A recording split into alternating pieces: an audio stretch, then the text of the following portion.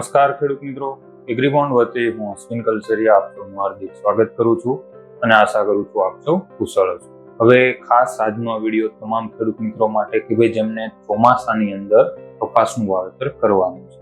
હવે આપણે સૌ જાણીએ છીએ કે છેલ્લા 2-3 વર્ષથી કપાસના વાવેતરમાં ઘટાડો થાય છે, મગફળીનું વાવેતર વધે છે, પણ અમુક વિસ્તાર એવો છે કે જ્યાં બીજા પાકના વાવેતરની શક્યતાઓ ઓછી છે, કપાસનું વાવેતર જ આપણે કરતા રહેતા હોઈએ છીએ અને કપાસનું વાવેતર કરીએ છીએ.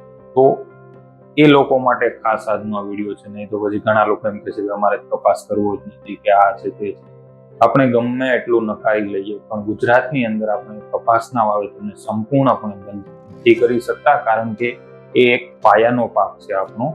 મગફળી તો હમણાં થોડા વર્ષોથી ચાલી હશે, બાકી મેજોરિટી હંમેશા કપાસ જ રહ્યો છે. એટલે ભાઈ કપાસનું વાવેતર ગુજરાતની અંદર, ગુજરાત હંમેશા મોખરે રહ્યું છે. એની અંદર છેલ્લા અમુક વર્ષોમાં પ્રોડક્શન અને પ્રોડક્ટિવિટી બંનેમાં આગળ રહ્યું હતું. એટલા માટે ભાઈ સંપૂર્ણપણે આપણે નકારી નથી શકતા. એટલે ખાસ આ વિડીયો એ ખેડૂત મિત્રો માટે કે ભાઈ જેમને કપાસનું વાવેતર કરવાનું. હવે કપાસના વાવેતરમાં આપણે જોઈએ કે અમુક મહત્વના પાસા કે ભાઈ પેલું તો બિયારણ. કપાસનું વાવેતર ઘટવાના ઘણા કારણો છે. ભાવ નથી મળતો, ગુલાબી ઈયળના પ્રશ્નો છે અને બીજા અમુક ઘણા પ્રશ્નો છે, જમીનના કંઈક પ્રશ્નો આવે છે. તો ઘણા એવા બધા પ્રશ્નો રહેલા છે. વાવેતર કરતા પહેલા આપણે શું પસંદ કરીએ કે સારું બિયારણ મળી જાય. બીજું કે ભાઈ ખાતર આપણને કયું આપવું પાયામાં કે જેથી કપાસનો વૃદ્ધિ વિકાસ શરૂઆતના 1 મહિનાની અંદર બહુ સારો. એટલે આજે આપણે ચર્ચા કરીશું કે ભાઈ કપાસના પાકની અંદર પાયાની અંદર આપણે કયા ખાતરો આપીશું. આગળ મગફળીમાં આપણે અલગ અલગ ઓપ્શન આપ્યા હતા, કપાસની અંદર પણ આપણે ઓપ્શન આપી દઈશું. 2-3 વસ્તુ એવી છે કે જ્યાં ખાસ ખેડૂત મિત્રો ધ્યાન રાખવું જોઈએ. અમુક વસ્તુ માટે કપાસમાં પાયાની અંદર ખાતર આપો છો ત્યારે ખાસ ધ્યાન આપવું જોઈએ. આ સિવાય દરેક ખેડૂતોને નમ્ર વિનંતી છે ભાઈ જો તમે ઊંડી ખેડ કરી છે અત્યારે, તો ઊંડી ખેડ કરો છો તો પછી સારી રીતે એક વસ્તુ ધ્યાન રાખવાની, છાણિયું ખાતર આપનો ઉપયોગ કરવાનો. સારું કોવાયેલું છાણિયું ખાતર, લીંબોળી, દિવેલાનો ખોળ છે, એ કોઈ બી તમે ઉપયોગ કરી શકો છો. એ આપણી જમીન અને આપણા પાક બંને માટે સારું રહેશે. હવે જો આપણે વાત કરીએ કપાસમાં પાયાના ખાતર. હવે કપાસમાં જનરલી શું થાય છે કે વાવેતર કરો ત્યાંથી લઈ 150, 160, 170 દિવસ જ્યાં સુધી આપણે કપાસ ઉભો રાખીએ, એમાં યુનિવર્સિટીની ભલામણ પ્રમાણે જોવા જઈએ ને તો આપણે છે ને 240 કિલો નાઇટ્રોજન, 50 કિલો જેવું ફોસ્ફરસ અને 50 કિલો જેવું પોટાશ પાયા આપણે મતલબ આખી સિઝનમાં તમારે જરૂર પડે એટલું 240 કિલો જેટલું નાઇટ્રોજન, 50 કિલો જેટલું ફોસ્ફરસ અને 50 કિલો જેટલું પોટાશ. હું પોષક તત્વોની વાત કરું છું, ખાતરની નથી કરતો કે આટલું ડીએપી આપો, આટલું એસએસપી આપો. આટલું 250 કિલો ખાલી નાઇટ્રોજન જોવે. હવે આ છે પ્રતિ હેક્ટરનું માપ કે એક હેક્ટર છે ને એમાં તમારે આટલું ખાતર મતલબ આટલા પોષક તત્વોની જરૂર પડે. હવે એને આપણે 16 ગુઠાના વીઘા પ્રમાણે જોવા જઈએ ને તો કેટલું થાય? આશરે 39 કિલો નાઇટ્રોજન એક વીઘે, 8 કિલો તમારે ફોસ્ફરસ અને 8 કિલો પોટાશ જરૂરી છે એક વીઘાની અંદર કપાસના પાકમાં. હવે એના આધારે આપણે જો અલગ અલગ ખાતરના ઓપ્શન પસંદ કરીએ કે 16 ગુઠાના વીઘા દીઠ હું કેટલું ખાતર આપી શકું છું, તો જો એની વાત કરીએ અહીંયા તો પહેલો ઓપ્શન છે ડીએપી.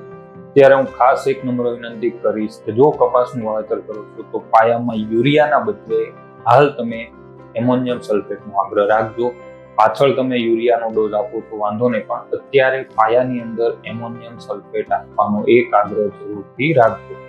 પહેલો ઓપ્શન છે ડીએપી. ધારો કે તમે ડીએપી આપવા માંગો છો તો કેટલું આપવાનું છે કે 17 થી 18 કિલો જેટલું ડીએપી એક વીઘાની અંદર પાયામાં આપવાનું છે, સાથે 10 થી 12 કિલો જેટલું એમોનિયમ સલ્ફેટ અને બીજું 13 થી 15 કિલો જેટલું potash, MOP muriate of potash, જે લાલ કલરનું લાલ પોટાશ આપણે કહીએ, ખાસ 13 થી 15 કિલો જેટલું આપવાનું છે પાયા.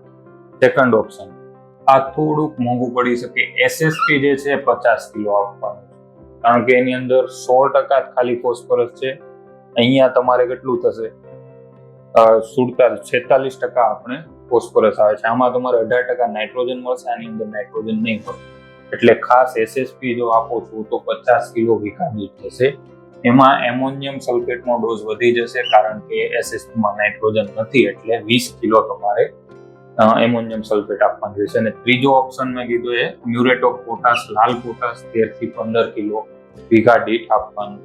બીજો અગત્યનો એ મુદ્દો છે, જે ખેડૂત મિત્રોને જમીનનો પીએચ 7.5 થી વધારે છે અથવા થોડુંક સાર જેવું પ્રમાણ છે, તો એણે એમઓપી મ્યુરેટ ઓફ પોટાશ, લાલ પોટાશની જગ્યાએ પોટેશિયમ સલ્ફેટ જે આવે છે એનો ઉપયોગ કરવાનો રહેશે. ખાસ આ બાબતનું તમારે ધ્યાન રાખવું.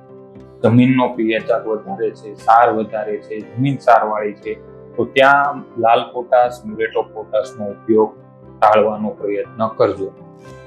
ત્રીજો અને એક સારો અને બેસ્ટ ઓપ્શન ગણી શકો 12-32-16 માર્કેટમાં મળે છે, તો લઈ અને આનો ઉપયોગ કરી શકો છો. 25 થી 30 કિલો જેટલું એક વીઘા દીઠ NPK 12-32-16 તમે આપી શકો છો. લાસ્ટ એક ઓપ્શન જે છે એ છે 20-20-0-13. તો એ જે આપો છો તો 20-20-0-13 ની અંદર શું થાય છે, પોટાશ મિસિંગ છે, એટલે 40 કિલો 20-20-0-13 આપો છો તો સાથે પોટાશ તમારે 13 થી 15 કિલો અલગથી આપવાનું રહેશે. સીધા ને સરળ 4 ઓપ્શન છે. આમાંથી જે પણ અત્યારે ખાતર મળે છે, વાવેતર કરવાનું છે, કપાસનું ખાતર મળે છે, તો ખરીદી કરી અને રાખી મૂકવા અથવા તો તમે ત્યાંથી અરેન્જમેન્ટ હાલ કરી લેવું. પછી એન્ડ ટાઈમ ઉપર, સિઝન ઉપર આપણે લઈને બેસીએ તો એમાં સેટ નહીં થાય.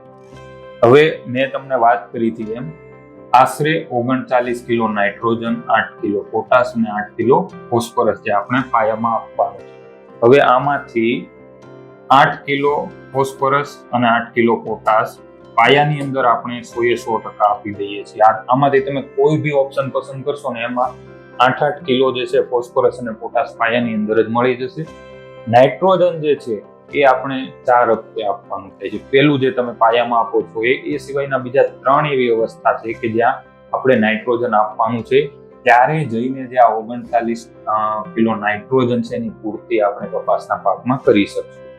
આમાંથી તમે જેમાં બી આપો છો એની અંદર એવરેજ તમારે 5 કિલો 6 કિલો જેવું નાઇટ્રોજન જશે. બાકીનું 32 થી 33 કિલો નાઇટ્રોજન હજી બાકી રહેશે દેવાનું.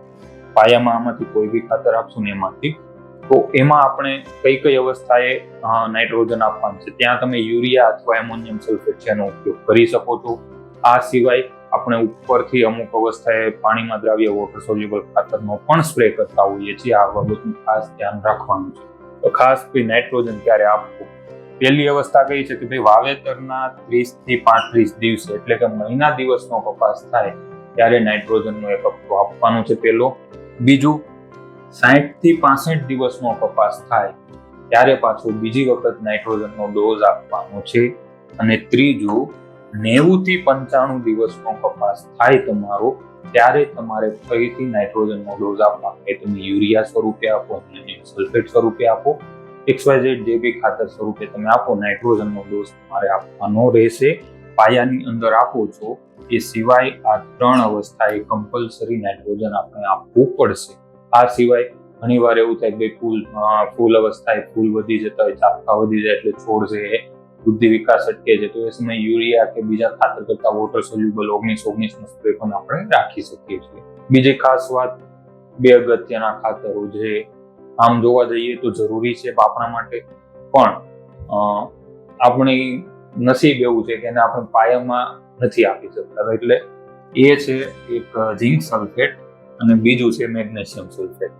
નામ આપણે સાંભળ્યા જશે, ઉપયોગી કર્યા છે, પણ આ બંનેમાં પ્રોબ્લેમ શું છે કે આ બંને ફોસ્ફરસ કોઈ પણ ખાતર સાથે મિક્સ નથી થતા. એટલે આને તમે પાયાની અંદર DAP લઈ લો, SSP 12-32-20-20-0 કોઈ બી જે ખાતરમાં ફોસ્ફરસ છે એની સાથે ઝિંક સલ્ફેટ, મેગ્નેશિયમ સલ્ફેટ આપણે નહીં આપી શકીએ. એટલા માટે આને પાયાની અંદર નથી આપવાનું. પણ ખાસ જ્યારે તમે આ અવસ્થાએ 30 દિવસે 35 એટલે કે મહિના દિવસના કપાસમાં નાઇટ્રોજન આપો છો તો એ અવસ્થાએ ઝિંક સલ્ફેટ અને મેગ્નેશિયમ સલ્ફેટ વીઘા દીઠ આપણે 4 થી 5 કિલો આપવાનું છે. એટલું 4 થી 5 કિલો. બીજું સૌથી અગત્યનું આની અંદર હું તમને પ્લસ પોઈન્ટ આપું છું.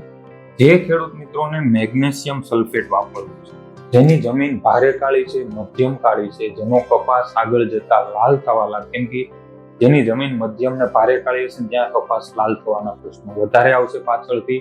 એટલે એ ખેડૂત મિત્રો ખાસ મેગ્નેશિયમ સલ્ફેટ છે એનો ઉપયોગ કરી લે 30 દિવસે કપાસની અંદર.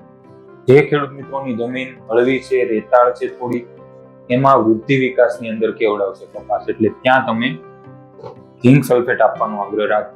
બાકી 100% કાળી જમીનમાં પણ ઝીંક સલ્ફેટ તો આપણે આપી શકો છો, કોઈ પ્રશ્ન નથી. પણ જેની જમીન મધ્યમથી ભારે કાળી છે, કપાસ પાછળથી લાલ થાય છે, એ લોકો મેગ્નેશિયમ સલ્ફેટ આપવાનો આગ્રહ રાખે, જેથી કપાસની અંદર આપણે સારું રિઝલ્ટ મેળવી શકીએ.